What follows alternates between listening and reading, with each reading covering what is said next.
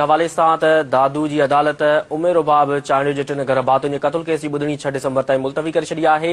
Model criminal trial court 27 तरमीम ख़िलाफ़ वकीलनि जे एहतिजाज सबबि ॿुधणी मुलतवी करे छॾी। उमेर उबाब चांडियो, फरियादी परवेज़ चांडियो, वकील सलाहुद्दीन पंवर बि अदालत न पहुता। अवां खे आगाह करे रहिया आहियूं अहम ख़बर जे हवाले सां दादू जी अदालत उमेर उबाब चांडियो जे 3 घर भातियुनि जी क़त्ल केस जी ॿुधणी 6 डिसंबर ताईं मुलतवी करे छॾी आहे। मॉडल क्रिमिनल ट्रायल कोर्ट 27 तरमीम ख़िलाफ़ वकीलनि जे एहतिजाज सबबि ॿुधणी मुलतवी करे छॾी। उमेर उबाब चांडियो, फरियादी परवेज़ चांडियो, वकील सलाहुद्दीन पंवर बि अदालत न पहुता।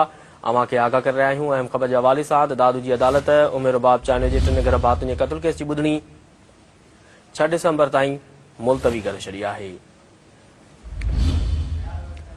वधिक तफ़सील मालूम कंदासीं। टेलीफोन ते मौजूदु आहे दादू खां सिंध टीवी न्यूज़ रिपोर्टर रियाज़ वली चांडियो। जी रियाज़ वली, दादू जी अदालत उमेर उबाब चांडियो जे 3 घर भातियुनि जे क़त्ल केस जी ॿुधणी 6 डिसंबर ताईं मुलतवी करे छॾी। बाबति आगाह कजो।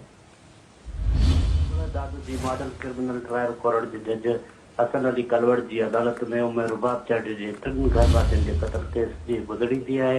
जिते उमेर उबाब चांडियो, फरियादी परवेज़ चांडियो, वकील सलाहुद्दीन पंवर अदालत न पहुता। जिन ते इल्ज़ाम हेठि आयल PPMP सरदार अहमद चांडियो, बुरहान खान चांडियो, उन वक़्त जो SHO करीम चांडियो, जवाबदार सतार चांडियो अदालत में पेश थिया।